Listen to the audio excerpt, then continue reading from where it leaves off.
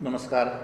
मी doctor ल देशमुख, लक्ष्मणराव आपटे प्रशालेतनं निवृत्त झालो आहे आणि 10वीच्या वेगवेगळ्या महाराष्ट्रातल्या सर्व गावांच्यामध्ये परीक्षेचं मानसशास्त्र या संदर्भामध्ये आपल्याशी संवाद साधतो. परीक्षा म्हटल्यानंतर प्रत्येकाच्या मनामध्ये एक वेगळ्या प्रकारची भीती असते, काळजी असते, टेन्शन असतं. यावर्षी तर पुन्हा कोविड-19मुळं पालक आणि विद्यार्थी अत्यंत विवंचनेमध्ये आहेत, अत्यंत काळजीमध्ये आहेत की नेमकी परीक्षा होणार की नाही, झाली तर किती दिवसांची असेल, 100 गुणांची असणार आहे का गुण काही कमी करणार आहेत, प्रश्नपत्रिकेचं स्वरूप तेच असेल का, 8 महिने शाळा बंद होती, ऑनलाईन शिक्षण चालू होतं, या उरलेल्या 3-4 महिन्यामध्ये काय काय अभ्यास होणार, कसं काय करायचं, असा पालकांच्या मनामध्ये, विद्यार्थ्यांच्या मनामध्ये प्रश्न आहे. पण मित्रांनो, काळजी करू नका, अजिबात काळजी करू नका. 29 एप्रिलपासून परीक्षा आहे, ती थेट 31 मेपर्यंत आहे. प्रत्येक पेपरला तुम्हाला 2-2 किंवा 3-3 दिवसाची सुट्टी मिळणार आहे. त्यामुळं परीक्षेचं टेन्शन घ्यायचं काळजी नाही. फक्त काय आहे तर ती परीक्षा नेमकी काय आहे ना, ती समजून घेतली पाहिजे. तुम्ही जर उत्तम परीक्षेची तयारी केली, परीक्षा समजून घेतली, प्रत्येक पेपरची प्रश्नपत्रिका समजून घेतली, मूल्यमापन कसं होणार आहे, उत्तरपत्रिकेचा प्रवास कसा असणार आहे, ती कुठे कुठे तपासायला जाणार आहे, ती कशी तपासली जाणार आहे, हे सगळं जर आपल्याला माहीत असेल, उत्तरं कशी लिहायची, किती मुद्दे लिहिले म्हणजे आपल्याला पूर्ण गुण मिळणार आहेत, उत्तरपत्रिकेचं सादरीकरण कसं करायचं आहे, कुठे आकृती काढायची आहे, कुठे आकृती नको आहे, नकाशाचं वाचन कसं करायचं आहे, नकाशावरच्या प्रश्नांची उत्तरं कशी लिहायची आहेत, याला आपण उत्तरपत्रिका लेखन कौशल्य म्हणतो. या सगळ्या गोष्टींचा जर तुम्ही उत्तम तयारी केली, या सगळ्या गोष्टींचे जर उत्तम अभ्यास केला, तर मग तुम्हाला ही परीक्षा अवघड नाही, अजिबात अवघड नाही. आणि शेवटी कसं असतं, शेवटी सराव आणि उजळणी याला महत्त्व आहे. तुम्ही जर सराव आणि उजळणीसाठी हे जे ऑनलाईन लेक्चर्स होत आहेत, हे जे यूट्यूबवर लेक्चर्स आहेत, ते जर उत्तम पद्धतीने वाचले, उत्तम पद्धतीने आत्मसात केले, तर तुम्हाला त्याचाही उपयोग होणार आहे. आपल्याला भरपूर वेळ मोकळा असतो. आपल्याला इतका वेळ मोकळा आहे की ह्या यूट्यूबवरची सगळी लेक्चर तुम्ही जर बघितली तर तुम्हाला लगेच कळेल की अरे, परीक्षा त्या मानाने तशी खूप सोपी आहे. त्यामुळं एक विचार मनात पक्का ठेवा की मी ज्या परीक्षेला, बोर्डाच्या परीक्षेला जाणार आहे, ती परीक्षा सोपी आहे, त्या परीक्षेमध्ये मला उत्तम गुण मिळणार आहेत, त्या परीक्षेमध्ये मी उत्तम पद्धतीने यशस्वी होणार आहे. काय आहे त्या परीक्षेचं मानसशास्त्र, आपण समजून घेऊयात. ते तुम्हाला सर्वांना कल्पना आहे की 10वीच्या परीक्षेचे 2 भाग आहेत.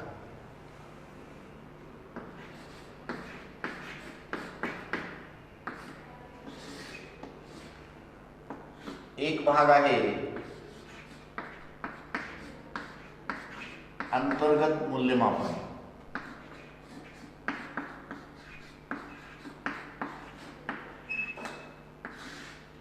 आणि दुसरा भाग आहे बहिस्थ मूल्यमापन.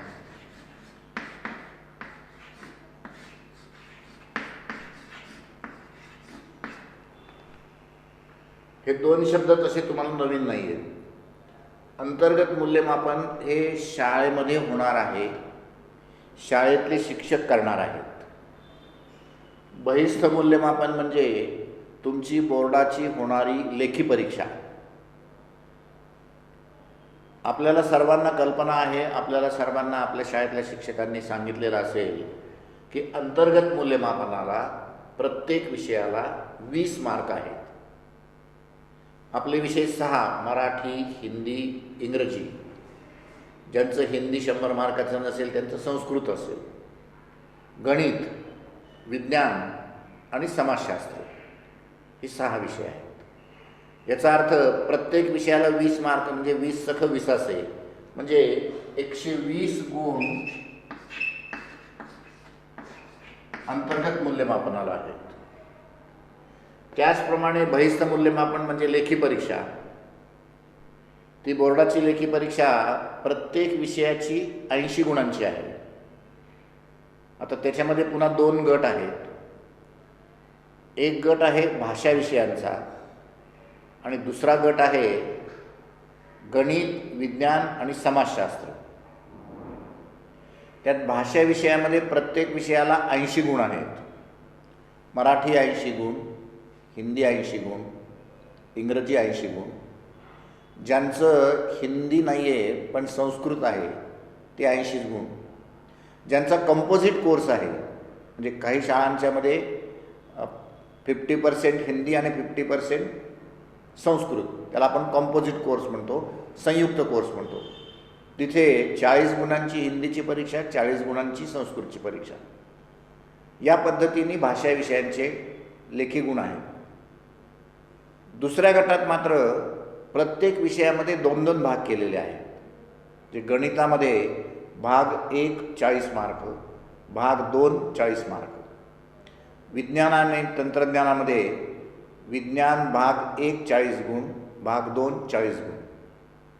समाजशास्त्रामध्ये इतिहास, राज्यशास्त्र 40 गुण, भूगोल 40 गुण. या पद्धतीने इथे 480 मार्क आहेत आणि या दोघांची टोटल मिळून 600 आहे. याला आपण म्हणतो पहिल्या प्रथम परीक्षेचं स्वरूप, की किती गुणांची परीक्षा होणार आहे, त्याच्यामध्ये अंतर्गत मूल्यमापनाला किती मार्क आहेत आणि लेखी परीक्षेला किती मार्क आहेत. आता हे अंतर्गत मूल्यमापन थोडंसं समजून घ्यायला पाहिजे. भाषा विषयांच्या मधले जे अंतर्गत मूल्यमापनाचे 20 मार्क आहेत त्यात त्यांनी 2 भाग केलेले आहेत. श्रवण कौशल्य आहे, त्यानंतर श्रवण कौशल्याला 10 मार्क आहेत. म्हणजे एखादी उतारा शिक्षक सांगतील तो तुम्ही ऐकायचा आणि जसाच तसा पुन्हा लिहायचा आहे. आणि 10 मार्क स्वाध्यायाला आहेत. हे झालं भाषा विषयांचं.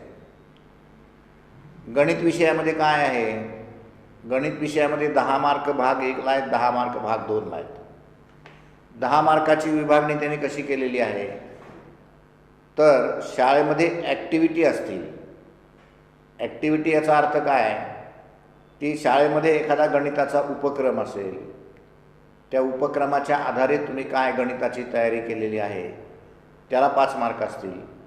आणि बहुपर्यायी प्रश्नांची चाचणी किंवा गणितातले स्वाध्याय, गणिताच्या स्वाध्यायाला 5 मार्क असतील. असे ते 5 आणि 5 10 मार्क भाग 1 मध्ये, 10 मार्क भाग 2 मध्ये. विज्ञानाच्या बाबतीमध्ये काय आहे? विज्ञानाच्या बाबतीमध्ये प्रयोग आहेत. 8 मार्काचा विज्ञान 1 ची प्रयोग परीक्षा आहे, 8 मार्काची विज्ञान 2 ची प्रयोग परीक्षा आहे, 8 आणि 8 16 मार्क. आणि 4 मार्क आहेत उपक्रमांना, 2 मार्क विज्ञान 1 आणि 2 मार्क विज्ञान 2. या पद्धतीने विज्ञानाच्या 20 गुणांची विभागणी केलेली आहे. इतिहास, भूगोल याच्यामधली काय पोझिशन आहे? इतिहास आणि राज्यशास्त्रामध्ये स्वाध्यायाला 6 मार्क आहेत, स्वाध्यायाला 6 मार्क आहेत आणि 4 मार्क इतर जे तोंडी परीक्षा आहे त्याला 4 मार्क आहेत. तीच भूगोलाची परिस्थिती आहे. तुम्हाला हे 120 पैकीचे गुण आहेत, ते 120 पैकीचे गुण जास्तीत जास्त मिळण्यासाठी ही सगळी तयारी तुम्ही शाळेमध्ये केली पाहिजे. तुमच्या शिक्षकांबरोबर चर्चा केली पाहिजे, शिक्षकांशी मोकळ्या पद्धतीने बोललं पाहिजे की सर गणितामध्ये उपक्रमांसाठी जे मार्क आहेत ना ते मी कोणते उपक्रम करू, ते उपक्रम त्यांच्याकडे तुम्ही लिहून दिले पाहिजे. भाषा विषयामध्ये श्रवण कौशल्य आहे, तर तुम्ही एकमेकामध्ये विद्यार्थ्यांच्यामध्ये श्रवण कौशल्याची चाचणी घेऊ शकता. म्हणजे एक विद्यार्थी उभा राहिला आणि त्यांनी जर 5 ओळी वाचून दाखवल्या, बाकीच्या विद्यार्थ्यांनी त्या ऐकल्या आणि लिहिल्या आणि आपल्या आपण तपासायच्या ना, त्याला म्हणतात अंतर्गत मूल्यमापनाची तयारी. यासाठी शिक्षक किंवा शाळेची गरज नाही आहे. तुमचे आईबाबासुद्धा अंतर्गत मूल्यमापन तुमचं श्रवण कौशल्याचं घेऊ शकतात. घरी अभ्यास करायचा म्हणजे नेमकं काय करायचं, तर घरी तुम्ही ह्या गोष्टी करा. विज्ञानाच्या बाबतीमध्ये प्रयोगाची वही आपण पूर्ण केली आहे किंवा नाही, सगळे प्रयोग केलेत का नाही. लॉकडाऊनच्या काळानंतर शाळा सुरू झालेली आहे, तर शाळा सुरू झाल्यानंतर या उरलेल्या 29 एप्रिलला परीक्षा आहे, तर 15 एप्रिलपर्यंत तुमचे सगळे प्रयोग पूर्ण झाले पाहिजेत. तुम्ही शाळेतल्या शिक्षकांच्या मागे लागलं पाहिजे की सर आमचे प्रयोग कधी घेणार आहात आणि एक एक प्रयोगना 2-2दा करा. शिक्षकांशी चांगल्या पद्धतीने बोला की सर मला हा प्रयोग समजला नाही, मी पुन्हा करू का. पण 2दा प्रयोग केल्याशिवाय परीक्षेमध्ये प्रयोग करता येत नाही. प्रयोग हे कौशल्य आहे, ते हाताने आत्मसात केलं, एकदा केलेलं असेल तर पुन्हा करता येतं, नाही तर करता येत नाही. त्यामुळं प्रयोगाच्या बाबतीमध्ये गलथानपणा करू नका. हे तुमचं काम आहे. सध्या शाळा सुरू झालेल्या आहेत. अजून काही विद्यार्थी शाळेत जात नसतील, त्यांनी शाळेत जायला पाहिजे आणि प्रयोग केले पाहिजे. प्रयोग एकदा तुम्हाला उत्तम करता आले ना की 8×2 16 मार्क तिथंच झाले ना. आणि उपक्रमाचे 4 मार्क आहेत, ती उपक्रमाची वही करायची आहे ना. मग एखादा उपक्रम करा किंवा शिक्षकांना विचारा मी कोणता उपक्रम करू. किंवा तुमचं पाठ्यपुस्तक आहे, त्या पाठ्यपुस्तकात स्वाध्यायात प्रत्येक स्वाध्याय संपल्यानंतर लाल अक्षरामध्ये उपक्रम दिलेत. ते काही मजा म्हणून दिलेले नाही आहे. ते उपक्रम जर तुम्ही त्यातले 2-3 उपक्रम केले आणि ते लिहून काढले ना, तर तुम्हाला 2 पैकी 2 मार्क, विज्ञान 1ला 2 आणि विज्ञान 2ला 2, 4 मार्क मिळणार आहेत. त्यामुळं ही तयारी तुम्ही करायची आहे. ही जर तुम्ही तयारी करणार नसाल, माझं व्यक्तिगत मत असं आहे मित्रांनो की तुम्ही 120 पैकी ना 117, 118, 119 किंवा 120 पैकी 120 मार्क मिळवायचा प्रयत्न करा. हे मार्क सहजतेने मिळतात. तुम्ही उत्तम तयारी घरी केली, उत्तम शाळेमध्ये तयारी केली, तर शिक्षक याच्यात मार्क कमी करत नाहीत. हे मार्क जितके जास्तीत जास्त मिळवाल तितकं तुमचं टोटल पर्सेंटेज वाढणार आहे. तुम्हाला 70% पुढे मार्क मिळवायचे असतील तर तुम्हाला 120 पैकी 116, 117, 118, 19, 20 हेच मार्क पडले पाहिजेत. ते पडतात आणखीन सर्वांना. आता आपल्याला महत्त्वाची ह्याची तयारी करायची, बहिस्थ मूल्यमापनाची. बहिस्थ मूल्यमापनामध्ये लेखी परीक्षा आहे. लेखी परीक्षेची तयारी कशी करायची, प्रत्येक विषयाची तयारी करायची, ते तुम्हाला प्रत्येक विषयाचं व्याख्यान या यूट्यूबच्या माध्यमातून या संस्थेने उपलब्ध करून दिलेलं आहे. पण इन जनरल काय करावं लागेल बुवा, सर्वसाधारणपणे परीक्षेची तयारी करायची म्हणजे नेमकं काय करायचं, पोरांना तेच कळत नाही. मित्रांनो, पहिल्यांदा लक्षात घ्या, प्रत्येक विषयाचा 25% अभ्यासक्रम कमी झालेला आहे.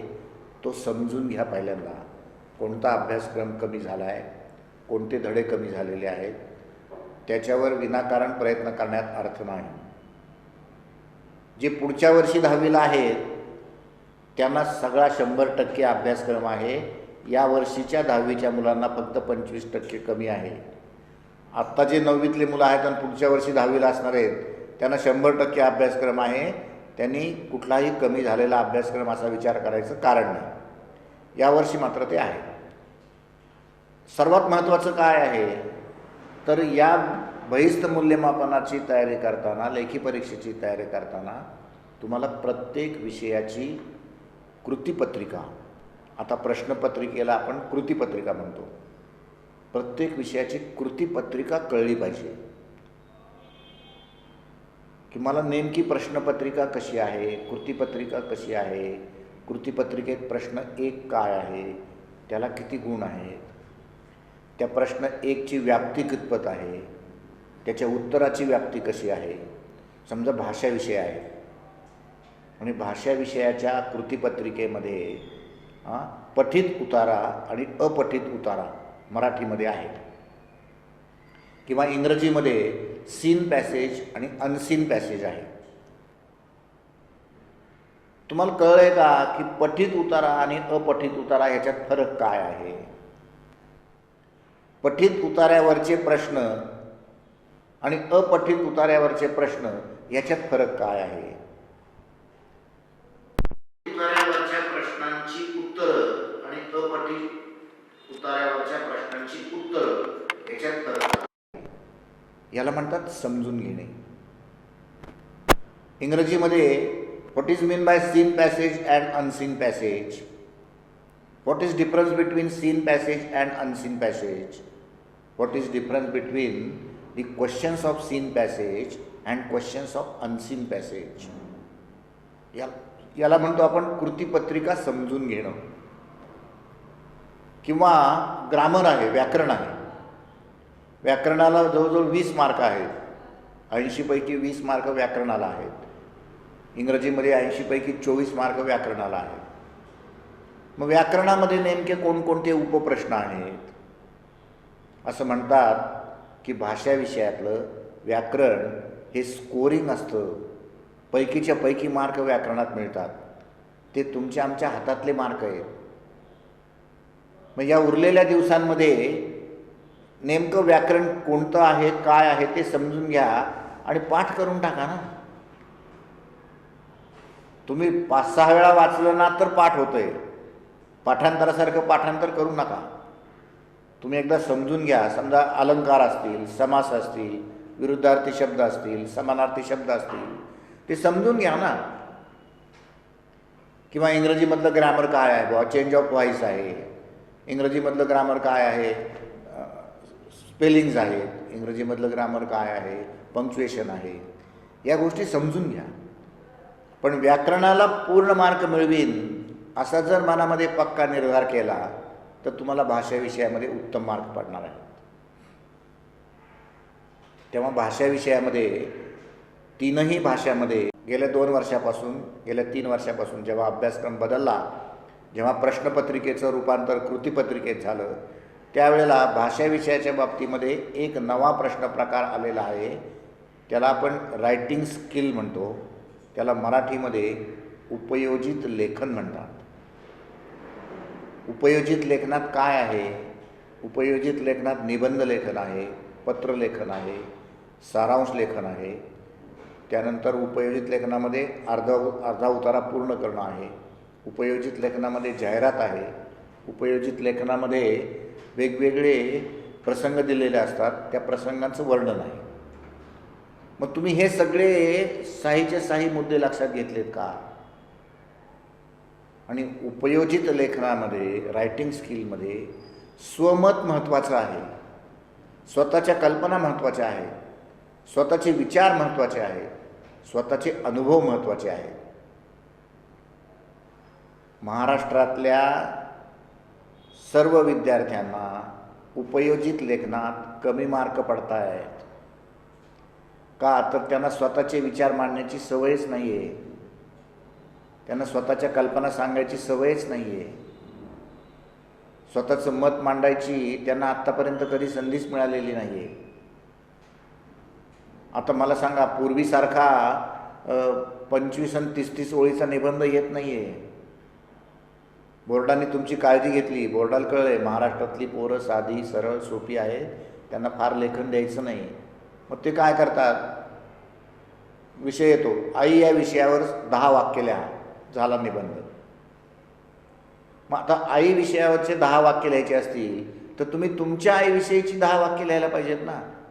तुम्ही नवनीतमधली आई लिहून काढून चालणार नाही आहे. तुम्ही गाईडमधली आई लिहून काढून चालणार नाही आहे. ती कोणाच तरी ज्या लिखाण करणाऱ्या माणसाची आई आहे, तुमची नाही. तुम्हाला तुमच्या आईबद्दल 10 वाक्य लिहिताच यायला पाहिजे. त्याला स्वमत म्हणतात. तुम्हाला जाहिरात करता आली पाहिजे. वर्तमानपत्रातल्या जाहिराती बघा, दिवाळी अंकाच्या जाहिराती बघा, रस्त्यावर फ्लेक्स असतात त्या फ्लेक्सच्या जाहिराती बघा.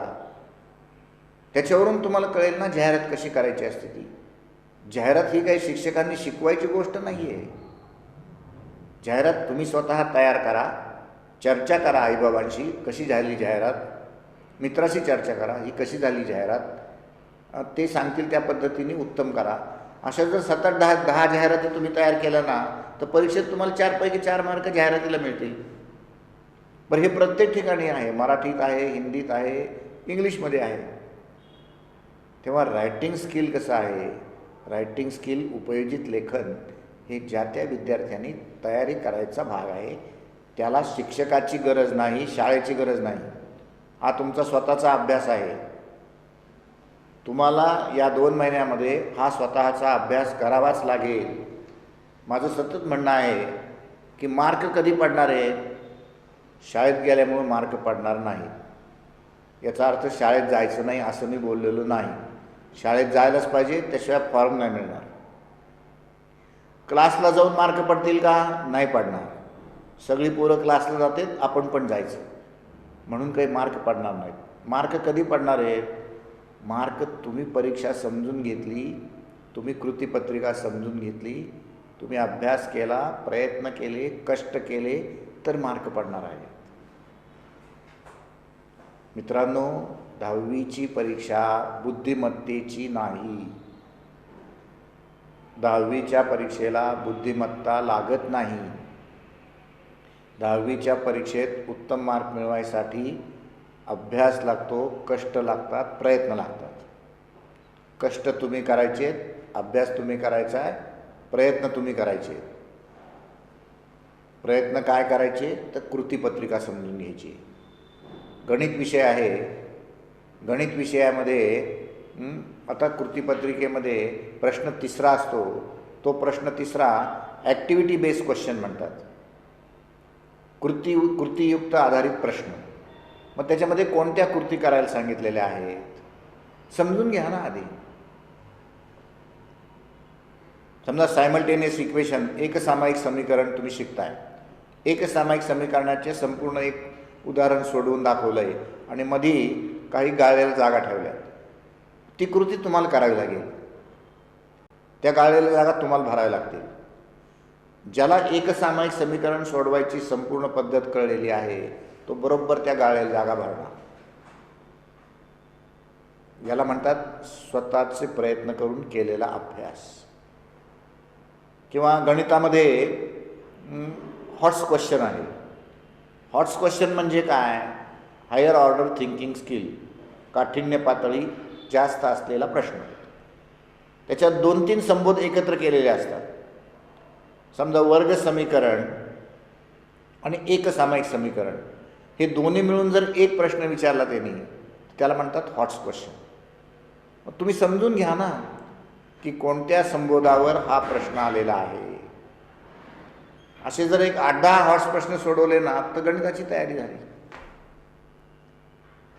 पण ह्यालाच म्हणतो आपण कृतीपत्रिका समजून घेणं. तुम्ही विज्ञान विषयाची कृतीपत्रिका बघितली तर विज्ञान विषयाच्या कृतीपत्रिकेमध्ये प्रश्न 3रा अत्यंत महत्त्वाचा आहे. तो आहे 15 गुणांचा प्रश्न. म्हणजे सर्वात मोठा प्रश्न आहे तो. तो संपूर्ण प्रश्न आकृत्यांवर आधारित आहे. 8 प्रश्न असतात. 8पैकी 5 सोडवायचे असतात. प्रत्येकी 3 मार्क, 15 मार्क. त्या प्रश्नामध्ये 8पैकी 5 प्रश्न आकृत्यांवर आधारित असतात. आकृती तुम्हाला काढायला देत नाहीत. आता बोर्डाला कळलंय मुलांची चित्रकला टिंबटिंब आहे. मुलांना जर हृदयाची आकृती विचारली तर मुलगा हृदयाची आकृती काढतो पण ती दिसती जाफरसारखी. मग बोर्ड म्हणलं नको, पोरांची चित्रकला टेस्ट करायची नाही आहे, पोरांना ती आकृती समजली का नाही हे पाहायचं आहे. मग बोर्डात तुम्हाला आकृती देतील आणि आकृतीवरून 3 प्रश्न विचारतील. समजा मानवी मेंदूची आकृती तुम्हाला दिली आणि तुम्हाला असं विचारलं की दिलेल्या आकृतीमध्ये डाव्या भागाला इजा उत्पन्न झालेली आहे तर मानवी शरीरावर काय परिणाम होईल. याला म्हणतात विचार प्रवर्तक प्रश्न. ज्याला मानवी मेंदूची रचना आणि प्रत्येक रचनेचं कार्य कळलेलं आहे त्याला या प्रश्नाचं उत्तर देता येणार आहे. तुम्ही काय करायचं, तुम्ही असा प्रयत्न करा, विज्ञान 1चं पाठ्यपुस्तक घ्या, विज्ञान 2चं पाठ्यपुस्तक घ्या, त्यातल्या प्रत्येक आकृतीचा अभ्यास करा. तुम्हाला एक मराठीमध्ये पोस्टमार्टेम, इंग्लिशमध्ये पोस्टमार्टेम शब्द आहे, तसं तुम्ही त्या आकृतीचं पोस्टमार्टेम करा की ती आकृती कशाची आहे, त्या आकृतीत कोणकोणते भाग दाखवलेले आहेत, त्या प्रत्येक भागाचं महत्त्व काय आहे, त्या प्रत्येक भागाचं कार्य काय आहे, हे जो विद्यार्थी समजून घेईल, असं संपूर्ण पुस्तकातल्या सगळ्या आकृत्या समजून घेतल्या ना तर विज्ञानाचा सखोल अभ्यास झाला, विज्ञानाचा उत्तम अभ्यास झाला. समजा तुम्हाला एकट्याला कंटाळा येत असेल ना तर 4-5 मित्र एकत्र बसा आणि 4-5 मित्रांनी एकत्र बसूनही आकृतीचा अभ्यास केला ना तरी चालेल. सगळं पाठ्यपुस्तक वाचलं एकदा, कारण आकृतीचा अभ्यास करत असताना त्याच्या शेजारचं मॅटर वाचलंच पाहिजे. त्याच्या शेजारचा भाग तुम्ही वाचला ना आपोआप पाठ्यपुस्तकाची तयारी होती ना. मित्रांनो, अभ्यास करायचा असतो म्हणजे असा करायचा अभ्यास. तुम्ही इतिहास भूगोलामध्ये गेलात तर भूगोलामध्ये नकाशावर 16 मार्काचे प्रश्न आहेत. नकाशा वाचन आहे, नकाशा काढणं आहे आणि नकाशाचं लेखन आहे, किंवा नकाशावरून काही प्रश्न विचारले त्याची उत्तरं द्यायची. मग जर 40 पैकी 16 मार्क नकाशावर आहेत ना तर पुस्तकातले सगळे नकाशे बघा ना. पुस्तकात 2च, ब्राझील आणि भारत दोघांचाच भूगोल आहे. सगळे मिळून किती नकाशे आहेत बुवा? 31 नकाशे आहेत. त्या प्रत्येक नकाशाचा अभ्यास करा. प्रत्येक नकाशाचा अभ्यास केला ना की भूगोलाचं अख्खं पुस्तक अभ्यास केलं तुम्ही. अभ्यास करायचा म्हणजे नेमकं काय करायचं तर हे करायचं. याला आपण म्हणतो परीक्षेच्या दृष्टिकोनातलं मानसशास्त्र. तुमच्या मनाची तयारी व्हायला पाहिजे, मनाची जडणघडण व्हायला पाहिजे, म्हणजे तुमची भीती आपोआप कमी होणार आहे. त्याला म्हणतात कृतीपत्रिका समजून घेणे. पण पहिलं काम काय करा तर कृतीपत्रिका समजून घ्या. समजा मार्चच्या पहिल्या आठवड्यामध्ये रोज एका विषयाची कृतीपत्रिका समजून घेईल. पहिले 8 दिवस सर्व विषयांच्या कृतीपत्रिका समजून घेतल्या. नंतर काय करायचं आहे, दुसरा भाग आहे अभ्यासाचा, दुसरा भाग आहे पाठ्यपुस्तकावर प्रभुत्व मिळवणे. मित्रांनो, तुम्हाला मी मुद्दाम सांगतो की पाठ्यपुस्तकामधले स्वाध्याय आहेत ना, त्या स्वाध्यायामध्ये जे प्रश्न दिलेत ना, प्रत्येक विषयाच्या प्रश्नपत्रिकेमध्ये 80% प्रश्न पाठ्यपुस्तकातल्या स्वाध्यायावर आधारित प्रश्नपत्रिकेत आहेत. मी तुमच्या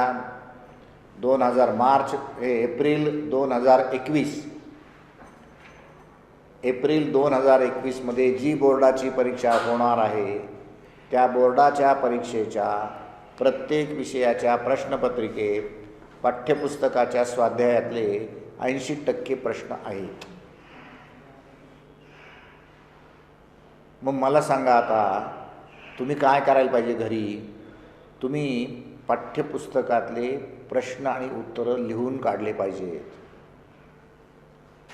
तुम्हाला जर पाठ्यपुस्तकातल्या स्वाध्यायातले प्रश्न आणि उत्तरं यांचं जर कुठं ॲप मिळालं, यांचं जर कुठं यूट्यूबवर मार्गदर्शन मिळालं तर ते यूट्यूबवरचं मार्गदर्शन पहा आणि पाठ्यपुस्तकातल्या स्वाध्यायाची उत्तरं तयार करा. 80% मार्क इथंच झाले. लोकांना 90% 92% मार्क कसे पडतात? त्यांचे स्वाध्याय परफेक्ट असतात. बरं, स्वाध्याय कोणी करायचे? तुम्ही तयार करायचे आहेत ना स्वाध्याय. स्वाध्याय घरी बसा, व्यवस्थित लिहा स्वाध्याय, आणि प्रत्येक विद्यार्थ्यांनी स्वाध्याय लिहून काढले पाहिजेत. माझं मत आहे, एकदा लिहून काढले प्रश्नोत्तरं आणि नंतर ऐकले, वेगवेगळ्या ॲपच्या माध्यमातून ते ऐकले तर स्वाध्याय तयार झाले की 80% तयारी झाली. त्यामुळं दुसरं काम काय आपलं, तर पाठ्यपुस्तकावर प्रभुत्व मिळवणे, पाठ्यपुस्तक व्यवस्थित वाचणे, एकदा दोनदा तीनदा पाठ्यपुस्तकाचे स्वाध्याय सोडवणे, त्याला आपण म्हणतो पाठ्यपुस्तकावरचं प्रभुत्व. हा दुसरा तुमचा उद्योग झाला. तिसरा उद्योग काय करणार आहात तुम्ही?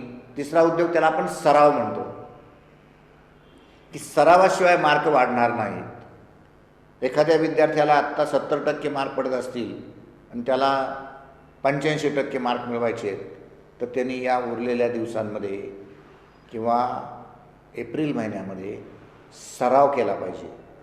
सराव म्हणजे काय, तर सराव म्हणजे जुन्या प्रश्नपत्रिका सोडवणे, किंवा बाजारामध्ये काही प्रश्नपत्रिकांचे सेट आले असतील, त्यातला एक सेट विकत घ्या, घरी टाईमटेबल तयार करा की सकाळी 2 तासाचा पेपर, दुपारी 3 तासाचा पेपर, असे रोज जर 2 पेपर सोडवले तर 5 दिवसामध्ये 10 पेपर सोडून होणार आहेत. म्हणजे एक राऊंड पूर्ण झाला. 5 दिवसात जर एक राऊंड पूर्ण होतोय तर एप्रिल महिन्यामध्ये तुमच्याकडं 28 दिवस आहेत, त्यातले 3 दिवस सोडून देऊ आपण, 25 दिवस, 5 5 25, 5 राऊंड होतील. प्रत्येक विषयाच्या 5 प्रश्नपत्रिका सोडवून होतील. प्रश्नपत्रिका सोडवताना बघून सोडवा. प्रश्नपत्रिका सोडवताना तुमच्याजवळ ॲप असेल आणि त्या ॲपमधले प्रश्नोत्तर असतील ते ऐकून सोडवा. 5 प्रश्नपत्रिका जर तुम्ही सोडवल्या ना मनापासून, एक सुद्धा मुलगा 90%च्या खाली येणार नाही. मी 5च लांब राहिलं, मी 90% म्हणतोय. 5 विषयाच्या प्रश्नपत्रिका सोडवल्या की सगळे प्रश्न त्यातलेच परीक्षेत येणार आहेत. आपल्याला हे माहितीच नसतं. आपण जर ह्या पद्धतीने तयारी केली, आणि तुम्हाला संपूर्ण एप्रिल महिना तेवढ्यासाठी आहे ना, तुम्ही जर सराव उत्तम केला, तुम्ही जर या 5 प्रश्नपत्रिकाचा सराव केला तर झाली 90%ची तयारी. आणि शेवटी काय करायचं आहे, शेवटी उजळणी करायची आहे. आता उजळणी करायची म्हणजे काय करायचं नेमकं? मग पोरांना कळतच नाही उजळणी करायची म्हणजे काय करायचं. पोर आपले नेहमीचे, सर मी ते उजळणीसाठी ना खूप वाचतो पण माझ्या काही लक्षातच राहत नाही. पोरांचे नेहमीचे डायलॉग आहेत. मित्रांनो, उजळणी करायची म्हणजे काय करायचं, तर उजळणी करायचं म्हणजे पाठ्यपुस्तकातल्या स्वाध्यायातली जी प्रश्नोत्तर आहेत ती वाचायची. त्याला उजळणी क्रमांक 1 म्हणू आपण. पाठ्यपुस्तक पुन्हा एकदा वाचायचे धडे, त्याला उजळणी क्रमांक 2 म्हणू आपण. त्यानंतर लिहिलेल्या 5 प्रश्नपत्रिका, 5 कृतीपत्रिका, त्यांची उत्तरं तुम्ही लिहिलीत, ती उत्तरं पुन्हा वाचायची, उजळणी क्रमांक 3 झाली. आणि उजळणी क्रमांक 4 काय, तर यापूर्वीच्या उत्तरपत्रिका आहेत त्या नीट पाहणे, की आपले कोणत्या प्रश्नात मार्क गेलेले आहेत, आपले कोणत्या प्रश्नात मार्क कमी झाले, मग त्या प्रश्नाची तयारी करणं, त्या प्रश्नाचे पूर्ण मार्क मिळतील असा विचार करणं, याला म्हणतात उजळणी क्रमांक 4. अशी जर 4 उजळणी केल्या तुम्ही तर संपूर्ण परीक्षेची तयारी झाली. उजळणी करायचं म्हणजे हे 4 प्रकार करायचे. उजळणी करायची म्हणजे आणखीन काय करावं लागेल, तर उजळणी करायची म्हणजे बाजारामध्ये जे ॲप आलेले आहेत त्या ॲप ऐकायचे. म्हणजे आपण म्हणतो ना की रात्री झोपण्यापूर्वी, आज जर मी निर्णय घेतला की आज झोपण्यापूर्वी मी मराठी विषयाचं संपूर्ण ॲप ऐकणार आणि झोपणार, म्हणजे मग मराठी विषय पूर्णपणे डोक्यामध्ये परफेक्ट बसला. दुसऱ्या दिवशी इंग्रजी विषयाचं ॲप ऐकेल, तिसऱ्या दिवशी गणित विषयाचं ऐकेल, चौथ्या दिवशी विज्ञानाचं करेल. याला श्रवण भक्ती म्हणतात.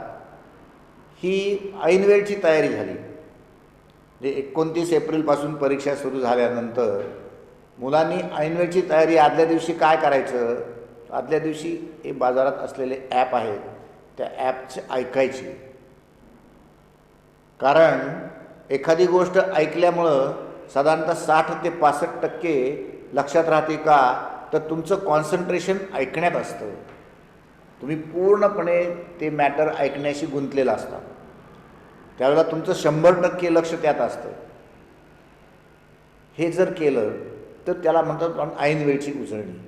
अशी ऐनवेळची उजळणी केली तर मग तुम्हाला उत्तम पद्धतीने 10वीची परीक्षा सोडवता येईल. म्हणून मी म्हटलं की परीक्षा ती अवघड नाही आहे. या पद्धतीने सगळी समजून घेतली तर यातला एकसुद्धा मुलगा 80-85% खाली येणार नाही अशी माझी निश्चितपणे मनाची धारणा आहे. त्यात माझी शुभेच्छा घ्या तुम्हाला.